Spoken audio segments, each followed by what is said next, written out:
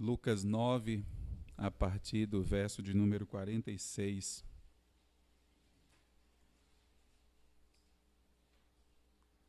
Lucas 9, a partir do verso 46. Diz assim a palavra do Senhor: Levantou-se entre eles uma discussão sobre qual deles seria o maior.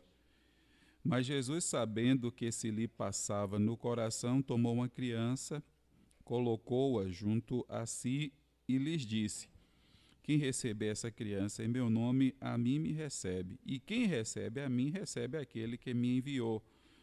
Porque aquele que entre vós for o menor de todos, esse é que é grande.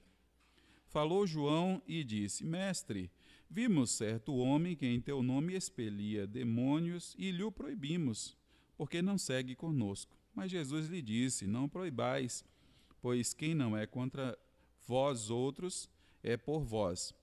E aconteceu que, a se completarem os dias em que devia ele ser assunto ao céu, manifestou no semblante a intrépida resolução de ir para Jerusalém, e enviou mensageiros que o antecedessem. Indo eles, entraram numa aldeia de samaritanos para lhe prepararem pousada, mas não o receberam, porque o aspecto dele era de quem decisivamente ia para Jerusalém. Vendo isso, os discípulos Tiago e João perguntaram: Senhor, queres que mandemos descer fogo do céu para os consumir?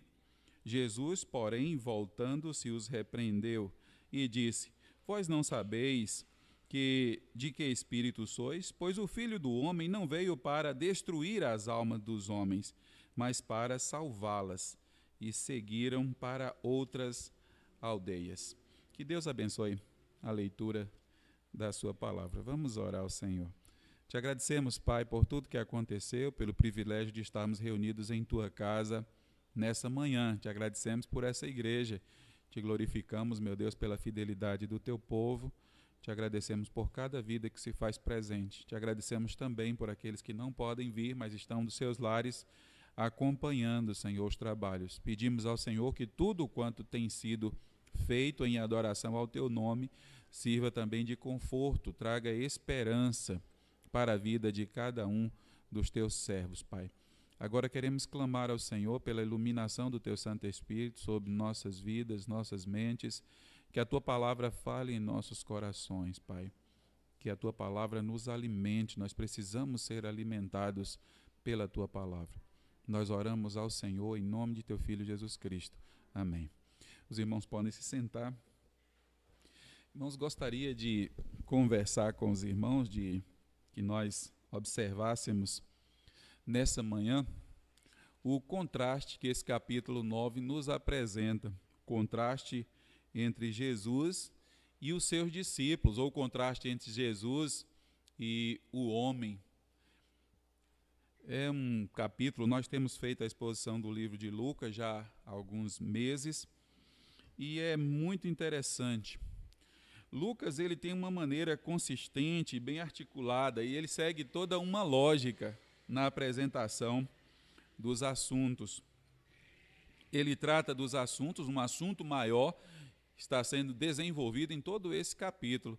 E nas subdivisões desse capítulo, enquanto se está observando diversos eventos acontecendo, ele está sempre voltando para o assunto maior.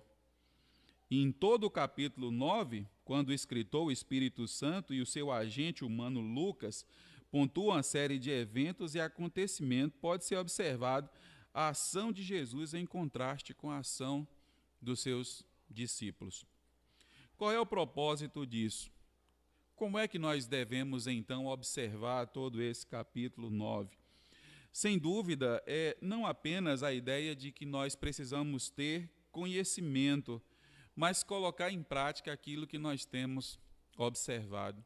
Sem dúvida, a proposta do Espírito Santo, irmãos, é no contraste entre a ação de Jesus e a ação dos homens, observarmos que a nossa fé ela deve ser desenvolvida, ela deve avançar e ela deve passar do ponto apenas de conhecimento para uma experiência vívida, uma experiência próxima ao nosso Deus. Se você quiser acompanhar isso, a Bíblia deve estar aberta, mas você vai observando. Eu vou apenas citar os assuntos aqui desse capítulo de número 9, e fica assim muito claro o que o Espírito Santo, usando o homem, Lucas, quer nos transmitir. Esse capítulo 9, não é, a partir do verso de número 12, do verso 1, melhor dizendo, até o verso de número 2, o texto diz assim: tendo Jesus convocado os 12, deu-lhes poder e autoridade sobre todos os demônios para efetuarem curas. Ele está falando de quando Jesus envia os 12 discípulos para pregarem nas aldeias, nos povoados próximos. E eu quero chamar a atenção nossa, irmãos, para o fato dessa autoridade que Jesus Cristo dá aos seus discípulos. O texto aí, nesses 2 versos que lemos, de maneira bem clara, diz que Jesus convocou seus discípulos e deu poder e autoridade sobre todos os demônios para efetuarem curas. Observe a autoridade do Senhor Jesus. Ele tem autoridade e ele transfere a autoridade aos seus discípulos. Evidentemente, já vai ficando claro, como eu disse, né, o contraste entre a pessoa de Jesus. Ele é o autor de todas as coisas, ele tem todo o poder, ele tem toda a autoridade, e ele transfere a autoridade para os seus discípulos. E eles, de fato, ficam maravilhados quando retornam. Eles pregam, espíritos imundos se submetem ou são expulsos, e eles retornam gratos pelo que havia acontecido. Jesus lhe diz: alegrai-vos antes, porque os vossos nomes estão escritos no livro da vida. Então lembre-se, não é? Jesus tem todo o poder.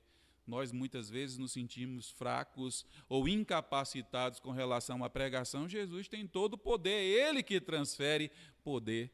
Nós não vamos, irmãos, com base no nosso poder, nós vamos com base no poder de Jesus, até porque nenhum poder nós temos. Um professor, ele não atua com base na sua capacidade, e se assim fizer, não vai prosperar. Um pregador não deve atuar com base na sua capacidade, e se assim o fizer, não prosperará, porque o poder é o poder que vem da parte de Jesus. É Ele que deve falar, é Ele que deve aparecer, e nós podemos nos refugiar à sombra dele, porque Ele tem poder. Talvez alguém tenha vontade de ser mais útil na casa do Senhor, mas tem uma série de receios. Ó Deus, e as minhas limitações e a minha incapacidade, Deus, do poder vem de Deus. O poder vem do Senhor. Do verso 7 ao verso de número 9, nós observamos que Herodes está interessado a respeito de saber quem é Jesus. E então, mais uma vez, esse texto ele vai mostrar para nós essa figura de Cristo, a autoridade de Cristo, o poder de Cristo. A outra verdade que nós encontramos aí do verso de número 10 até o verso de número 17 se refere à primeira multiplicação de peixes e pães. Então, irmãos, o que Jesus Cristo fez? Ele, depois de um dia de trabalho, pede que os discípulos olhem para as multidões e manda que os discípulos dê alimento para a multidão. Qual é a reação dos discípulos? Os discípulos estão incrédulos. Eles dizem: nós não temos dinheiro, nós não temos, e se nós tivéssemos dinheiro, nós nunca acharíamos pão para dar para toda essa multidão. De fato, não temos nenhuma condição. Jesus, evidentemente, queria ensinar para os seus discípulos e para aquela multidão quem ele é. Mais uma vez, lembre do contraste. Enquanto Jesus, ele é o pão da vida, aquele que tem todo o poder, toda a autoridade, manda então que aquelas pessoas se assentem, dividem muito bem aquelas pessoas, pega 5 pães, 2 peixinhos que uma criança trazia ali consigo, e ele então reparte, e essa grande multidão é alimentada. Qual é a verdade que ele quer que os discípulos aprendam? Eles devem aprender que Jesus é o pão da vida, Jesus é o que multiplica, Jesus tem autoridade, ele faz aquilo que o homem não pode fazer. Assim como os pais no passado foram alimentados pelo pão vindo do céu, ele é o próprio pão vindo do céu. Ele é o próprio pão de Deus vindo do céu para alimentar o homem sedento. Ele quer que os seus discípulos aprendam isso. Mas os seus discípulos, qual é o contraste deles? estão duvidosos, não estão apercebidos diante de quem eles estão. Qual é a nossa proposta, irmãos? É que nós possamos perceber quem nós somos aí. Nós, de fato, temos entendido a pessoa de Cristo, o poder de Cristo e a ação de Cristo em nossa vida. Nós temos entendido, como discípulos que somos do Senhor Jesus, de maneira efetiva o poder dele, a maneira como nós devemos ser instrumentos para a pregação, para a proclamação da graça salvadora do Senhor Jesus Cristo. O terceiro evento que nós observamos está totalmente aí interligado com a pergunta de Herodes. É o que Jesus Cristo faz Ele é que pergunta aos seus discípulos: quem as multidões dizem que eu sou? Percebeu, irmãos? Como o Espírito Santo de Deus, ele não faz as coisas soltas assim, jogadas ao léu.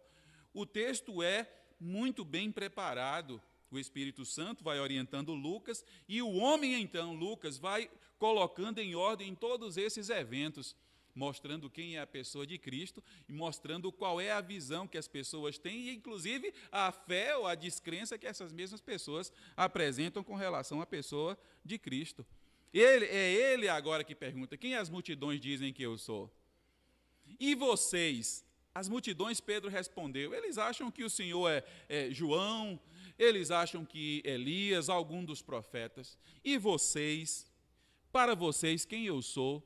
Então Pedro responde da parte de Deus, orientado pelo Espírito Santo de Deus: tu és o Cristo, o Filho do Deus vivo. Resposta extraordinária. Resposta extraordinária. Jesus diz: eu também te digo que tu és Pedro, e você não revelou o homem, mas você revelou algo vindo da parte de Deus. E eu também te digo que tu és Pedro, e sobre esta pedra edificarei a minha igreja, e as portas do inferno não prevalecerão contra ela. Mas logo adiante, Pedro, quando Jesus Cristo anuncia a sua morte, Pedro diz: de maneira nenhuma o Senhor vai morrer. E Jesus repreende duramente Pedro. Então observe, irmãos, enquanto Jesus é quem ele verdadeiramente diz que é, e os seus atos mostram que ele é, e o cumprimento das Escrituras mostram quem ele é, os discípulos estão ali, até entendem quem ele é, mas não compreendem e não deixam que essa verdade modifique a sua vida de maneira mais plena e mais intensa e de maneira mais direta. Eles conhecem intelectualmente, mas ainda precisam ser totalmente transformados por essa ação soberana de Deus. Por essa ação soberana de Deus em sua vida. Nós observamos aí que o texto, a partir do verso de número 23, eu peço que você acompanhe aí, observe aí Lucas 9, verso 23. Jesus diz então para os seus discípulos que eles devem levar a sua cruz. E dizia a todos: se alguém quer vir após mim, a si mesmo se negue, dia a dia tome sua cruz e siga-me. Quais são as verdades? Pelo menos 6 aqui, não é? É necessário que o homem se negue a si mesmo dia a dia. Qual a segunda coisa? Tome a sua cruz, esteja morto para o mundo. Qual é a terceira coisa? Seguir, não é? Seguir a Jesus, efetivamente seguir a Jesus. Depois ele diz no verso 24, quem quiser salvar a sua vida, perde a sua vida. E quem perder a sua vida por minha causa, salva. Se você está buscando a satisfação nesse mundo, você vai ser sempre insatisfeito. Vai cair em ansiedades, em depressões, pode muitas vezes até perder o prazer, porque vai buscar nas coisas satisfações que nunca encontrará. Busca na sua vida, acaba morrendo. Mas quem entrega a sua vida e confia, entende que tem vida eterna, vida preciosa na presença de Deus. Porque qualquer que de mim, das minhas palavras, se envergonhar, dele se envergonhará o Filho do Homem quando vier na sua glória e na do Pai e dos seus santos anjos. Para aqueles que dizem: eu posso viver uma vida, eu posso servir a Jesus, entender intelectualmente e dizer: eu posso viver uma vida do meu modo, ao meu prazer, fazendo as coisas que eu acho serem normais e interessantes, Jesus diz que é necessário negar a si mesmo a cada dia. É necessário matar essa natureza e deixar que Cristo viva nas nossas vidas. É a verdade que ele ensina para os seus discípulos. Ele não está falando para os descrentes, ele está falando para aqueles que o servem de maneira bem direta, de maneira bem incisiva. não dá nenhuma espécie de margem a uma vida que está o propósito, a vida cujo propósito é buscar a sua satisfação. Pelo contrário, o propósito é a glorificação do nome do Senhor. A quarta verdade, ou melhor, a quinta verdade que nós observamos aí no texto é quando Jesus sobe ao monte e passa a transfigurar-se diante dos seus discípulos, de 3 deles, de maneira mais direta, Pedro, Tiago e João. Ele revela a sua glória, a luz extraordinária, 2 figuras do Antigo Testamento, Moisés e Elias aparecem ali, e eles então passam um grande tempo conversando a respeito daquilo que Jesus Cristo fará na cruz do Calvário em prol da salvação de todas as pessoas. Quando Deus fala, este é o meu filho, e então a presença de Deus traz consigo a Shekinah, a glória do Senhor que aparece desde o Antigo Testamento, o texto diz que os discípulos caem de pavor, de medo, diante da santidade de Deus e da glória de Deus. Olha o contraste entre Cristo, a sua glória, a sua autoridade, o seu poder e o homem pecador, o homem falho. Jesus então disse, olha, não tenham medo, não fiquem com medo. E quando eles abrem os olhos, todos aqueles eventos já haviam passado. Todos aqueles eventos já haviam passado. Naquele momento, tudo já havia se passado. Eles descem o monte. Irmãos, eles descem o monte e quando chegam na parte de baixo, o texto aí narra um outro evento. Os discípulos que ficaram, aqueles 9, estão cercados por uma multidão e o grande questionamento é, veio um homem aqui com um filho possesso por espírito imundo e os teus discípulos nada puderam fazer. Jesus então compreende, não é? Entende aquilo que está se passando, os eventos que aquela multidão está narrando. O homem se aproxima, o pai daquele rapaz, e ele conta, e Jesus então passa a conversar com aquele homem, passa a ouvir o que aquele homem tem a dizer a respeito do que está acontecendo com seu filho. E Jesus então, quando a multidão faz menção de aproximar-se, ele manda que aquele espírito imundo saia daquele jovem. Os discípulos depois eles estão se perguntando, Senhor, por que nós não podemos fazer algo?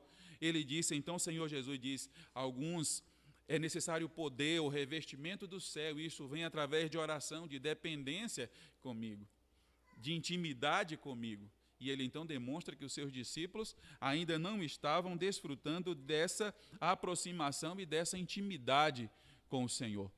Observe então, irmãos, como nós estamos dizendo, Cristo, com todo o seu poder, com toda a sua autoridade, e o homem, eventos extraordinários acontecendo através do poder de Cristo, e qual é a ação dos homens? Uma ação de incredulidade, uma ação de dúvida, uma ação de falta de entrega diante do Senhor. Se Ele é quem Ele diz que é, por que então eu não tenho uma vida diferenciada? Essa, irmãos, é a razão pela qual a igreja não tem demonstrado poder em nossos dias, porque nós dizemos que existe um Jesus e que esse Jesus tem poder, mas a nossa vida não dá testemunho do poder de Jesus. As pessoas de fora olham para nós e dizem, olha, vocês proclamam um poder e não vivem esse poder. Ora, que evidentemente, como é que eu crerei nisso, se aparentemente nem vocês mesmos estão crendo? Os discípulos estavam vivendo isso. Eles viam obras, viam feitos extraordinários, diziam, as suas palavras diziam, tu és o Cristo, o Filho do Deus vivo, mas as suas ações, elas estavam abaixo do propósito daquilo que Deus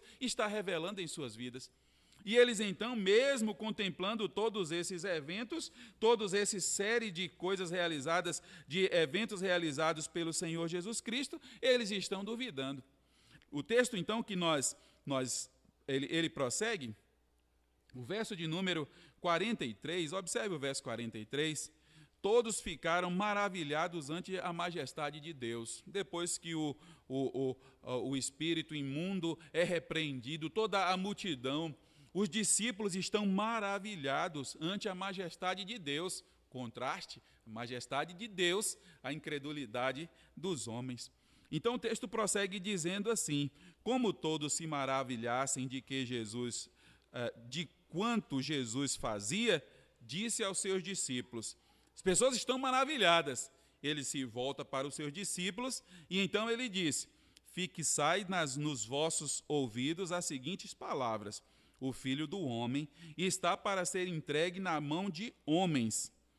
Eles, porém, não entendiam isto, e foi-lhes encoberto para que não compreendesse e temiam interrogá-lo a respeito. Os irmãos perceberam? Entenderam o que está acontecendo? Depois desses eventos, todos estão maravilhados. Ele se volta para os seus discípulos e ele diz: o Filho do Homem vai ser morto. Ele de novo prediz a sua morte. Ele torna a dizer aos seus discípulos: o Filho do Homem vai ser morto. É necessário que o Filho do Homem morra. É necessário, eu vim para morrer pela humanidade. Agora tem um negócio interessante aí, que não sei se os irmãos perceberam. Os discípulos, porém, não entendiam. Qual é a dificuldade de entender isso? Vamos ser sinceros. Qual é a dificuldade? Ele diz assim: olha, mantenha os ouvidos de vocês fixados no que eu vou dizer para vocês. Eu vou morrer pela humanidade. E o texto diz logo na sequência: mas eles não entendiam isso. Ora, como não podiam entender? Se ele fora tão claro no que ele está dizendo, Jesus é extremamente claro: eu vou morrer. E o texto diz: porém eles não entendiam isto, e foi-lhes encoberto para que o não compreendesse, e temiam interrogá-lo a este respeito. A resposta, irmãos, está exatamente no final, no temor que eles tinham de interrogar Jesus a esse respeito. Não é porque lhes faltava a compreensão intelectual, é porque eles achavam que não deveria ser dessa forma. Eles acreditavam que a ação de Jesus deveria ser diferente, que a vitória de Jesus deveria ser diferente. Eles deveriam ser conduzidos em triunfo. Eles deveriam triunfar sobre o povo que os perseguia. Eles deveriam ser repletos de coisas. Então eles não entendiam, porque a mente deles diziam para eles assim: eu acho que deve ser dessa maneira. Então, por mais ou melhor ou muito bem intencionado que eu esteja, nunca será aquilo que Deus deseja falar na minha vida. É por isso que eu não entendo aquela pessoa que está fraca na fé e você pergunta assim: como é que você está? Eu estou bem. E a pergunta lógica é: como pode estar bem se está afastado de Cristo? Como pode estar bem se está distanciado? Parece que a mente não entende, e é verdade, porque escolhe viver um estilo de vida achando que aquele é o estilo de vida que Deus vai dizer: é isso que você deve fazer. Entretanto, não é a verdade de Deus para essa vida. A verdade de Deus é o sacrifício de Cristo, e como vimos anteriormente, é seguir, é tomar a sua cruz a cada dia, é viver uma vida de renúncia para a glorificação do nome do Senhor Jesus. É por isso que os discípulos não entendem. Eles não querem entender, essa é a verdade. Eles não querem enxergar. Quem tem ouvidos, ouça. Eles não querem ouvir, eles não querem entender, eles querem dizer: eu quero continuar assim.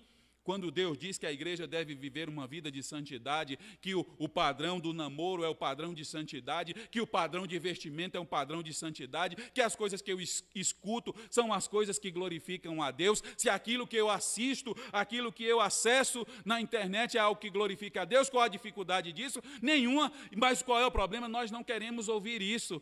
Não é interessante para nós ouvir isso. É interessante continuarmos no nosso próprio modelo de vida. É por isso que eles não entendem. E quando muitas vezes confrontados, os crentes, os discípulos dizem assim: olha, eu não estou entendendo totalmente isso aí não. Não é por falta de entendimento, é por falta de desejo de deixar Cristo modificar as suas vidas.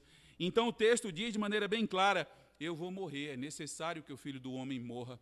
E eles então não querem compreender, e o texto diz aí, não é? Eles temiam interrogá-lo a respeito disso. Eu nem vou perguntar, porque se eu perguntar, ele vai dizer, e ele vai dizer exatamente o que eu estou pensando, e eu não quero pensar nisso.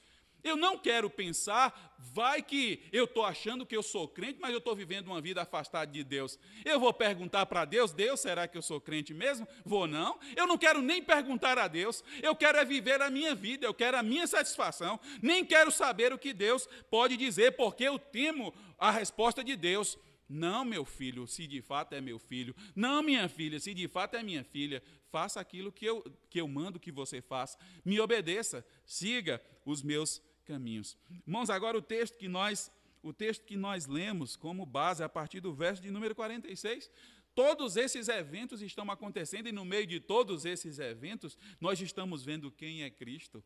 Nós estamos vendo o seu poder, a sua majestade, a sua glória sendo demonstrada de forma bem clara, e os discípulos alheios a todas essas coisas. Agora, de maneira mais intensa, Olha o que o Espírito Santo faz. Ele revela a Lucas, e Lucas escreve e chega a nós. Olha a ação dos discípulos. Levantou-se entre eles uma discussão sobre qual deles seria o maior.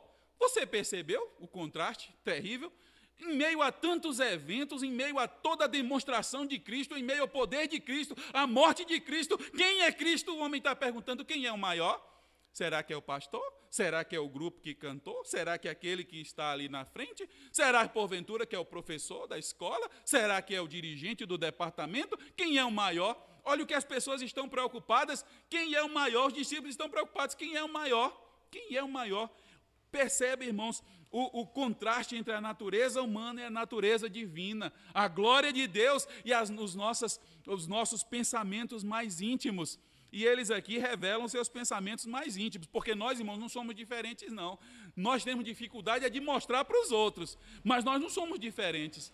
Será que estão gostando mais de outro do que gostando de mim? Será que é melhor fulano do que sou eu? É a nossa natureza, e os discípulos, só que o que os discípulos fazem? Eles manifestam aquilo que eles pensam. Eu acho que eu sou maior. Eu acho que eu sou, não é?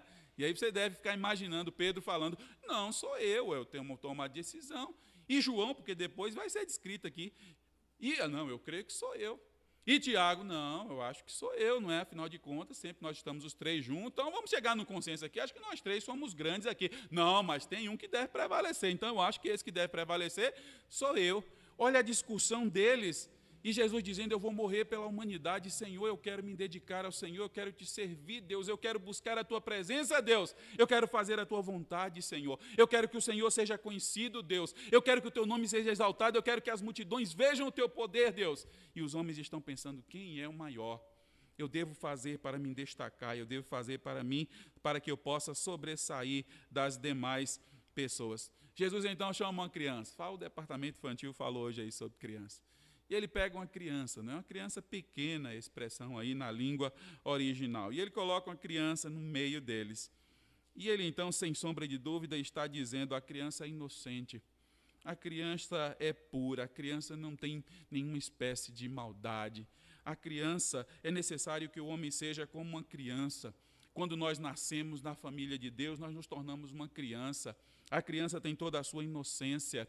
A criança tem toda a sua confiança em Deus. A criança escuta a voz do seu pai e atende prontamente. Ela não questiona as ações do pai e da mãe. Se a mãe diz, olha, pare, tem perigo, a criança para. Mas quando cresce, não é assim? Quando cresce, não. É eu que vou, é eu que faço, é eu que escolho. As escolhas são minhas, eu vou por aqui, eu vou por ali, meu pai está errado, minha mãe está errada. Mas a criança pequena, que é a criança apresentada aqui, ela ama o pai e, em consequência a isso, ela obedece o pai. E ele coloca uma criança e ele então diz, vocês precisam ser como uma criança. Vocês precisam ser exatamente como uma criança. E olha o que ele diz, não é? Quem recebe a mim, e lhe disseram, e lhes disse, quem receber essa criança em meu nome, a mim me recebe, e quem recebe a mim, recebe aquele que me enviou, porque aquele que entre vós for o menor de todos, esse é o grande. O reino de Deus funciona ao contrário. Quanto mais eu acho que eu sou, menos eu sou. Quanto menos eu sou, mais Deus me valoriza. Quanto mais eu acho que eu posso, menos eu verdadeiramente posso. Quanto mais eu acho que eu tenho habilidade, menos eu estou tendo habilidade. Quanto menos eu entendo, ou quanto mais eu entendo essa minha inabilidade e mais eu deposito a minha vida nas mãos de Deus, mais é Ele, não sou eu, é Ele que valoriza. E isso não traz nenhuma espécie de glória para homem nenhum, para pastor nenhum, para missionário nenhum, para pessoa nenhuma, pois tudo é exclusivamente para a glória do Senhor Jesus. Tudo é tão somente, irmãos, para que Ele apareça, para que Ele seja engrandecido, não para nenhum de nós, absolutamente, apenas e tão somente para a glória do Senhor Jesus. Jesus, então, diz para os seus discípulos, né? Agora observe o que eles continuam, qual é o pensamento dos homens. Falou João e disse, é importante que os escritos sagrados, eles revelam as nossas naturezas. Esse João aqui é o mesmo João, escritor de Apocalipse, escritor do Evangelho, escritor da primeira, segunda e terceira epístola. Quem é esse homem? ele é o discípulo do amor. Ele é o discípulo do amor. Quanto mais se aproxima de Deus, João entende, eu não estou aqui para matar pessoas, eu estou aqui para morrer por pessoas. Quem é Pedro que está discutindo? Pedro, antes da ressurreição de Cristo, é aquele homem que toma a palavra, aquele homem sanguíneo nas suas ações. Depois é o Pedro de uma vida modificada, que traz ainda as suas marcas do seu caráter, mas que vão sendo a cada dia transformadas na presença santa do Senhor Jesus Cristo. Quem é Tiago? Tiago é o primeiro a morrer, é o primeiro dos discípulos a ser martirizado e morrer. Entrega a sua vida a Cristo. É o primeiro a morrer por causa de Cristo. Falou João e disse: Mestre, vimos certo homem que em teu nome expelia demônios e lhe o proibimos. Você sabe o que ele está dizendo? Ele está dizendo algo mais ou menos assim. Tem alguém que está fazendo, mas ele não pertence ao nosso grupo.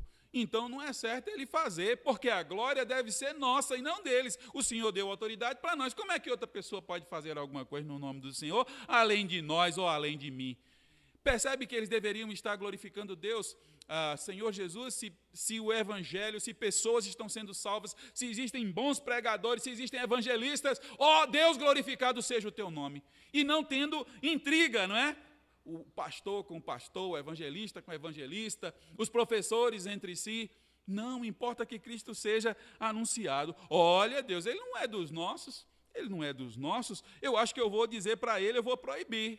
E Jesus disse, mas Jesus lhe disse, não proibais, pois quem não é contra vós outros, é por vós. Não proíbam, não compete a nós, faz o teu trabalho, faz a tua obra, faz aquilo para o qual Deus te chamou, cumpre o teu propósito diante do Senhor, cumpra o teu propósito.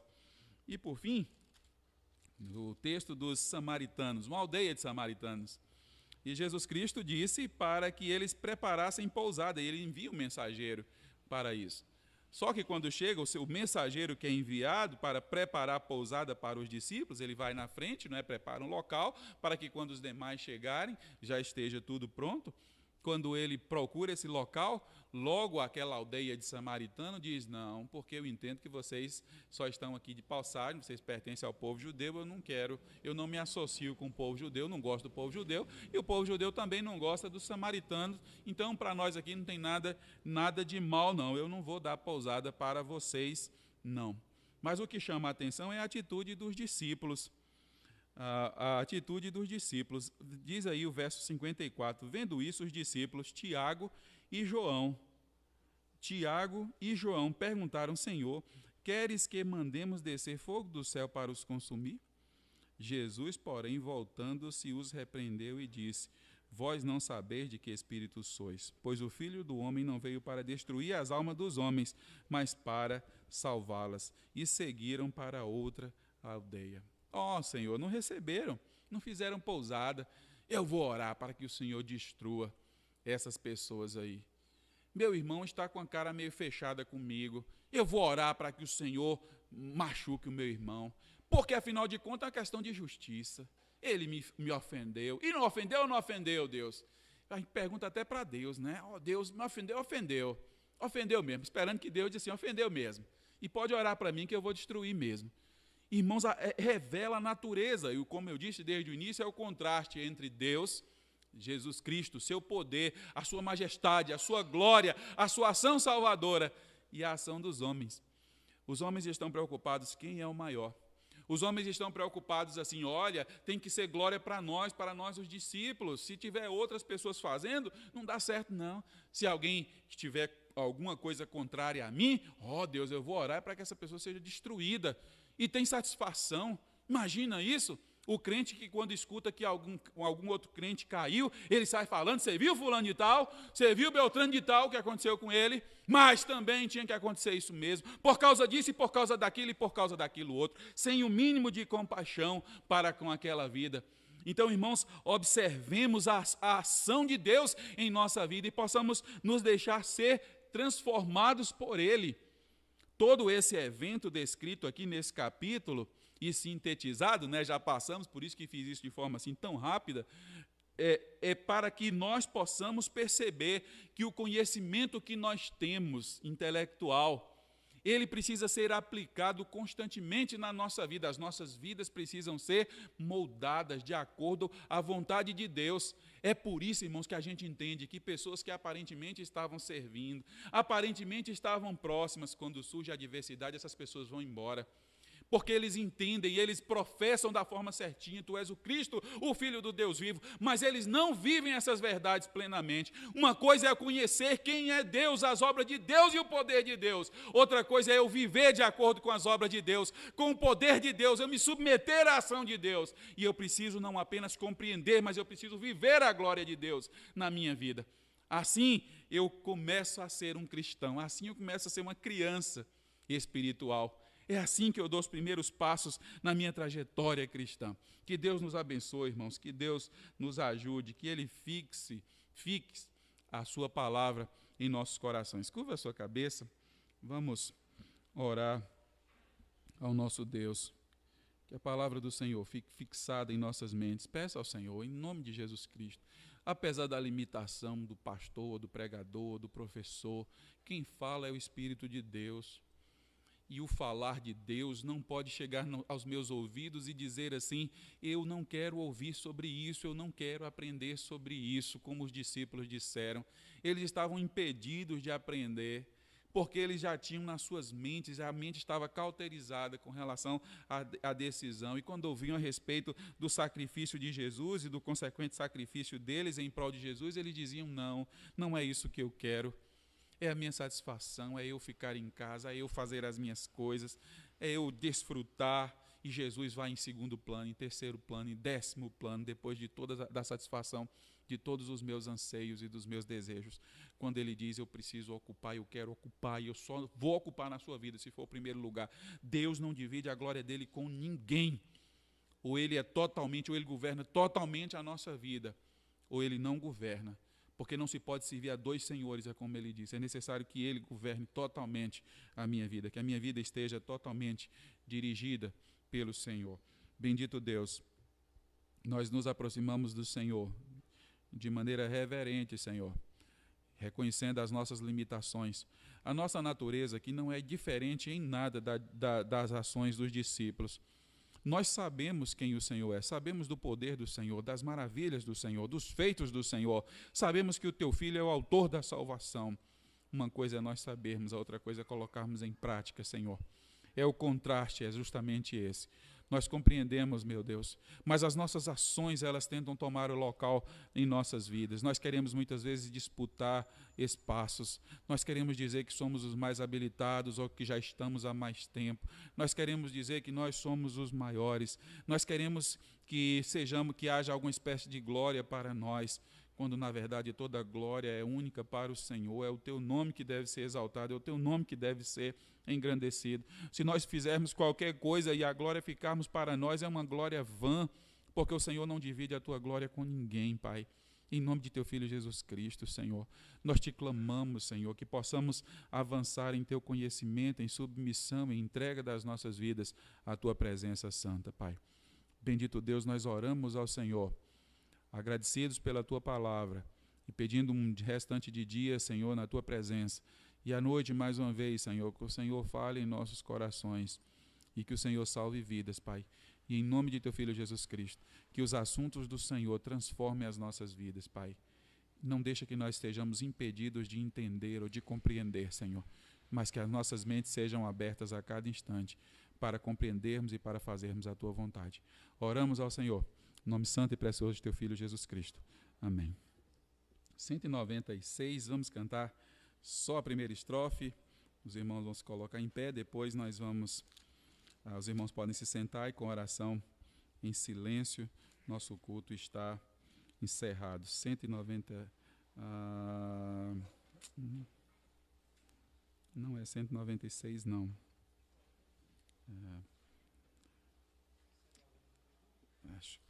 Me perdoe, espera aí, irmão, deixa eu ver se é 200 aqui. Eu anotei errado. 296.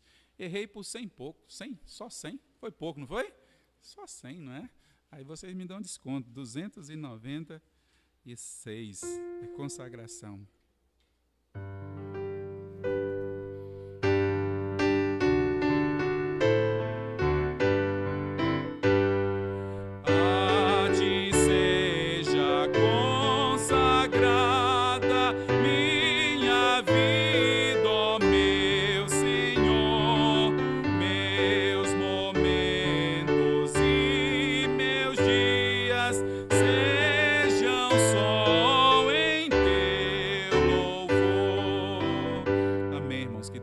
Os irmãos podem se sentar.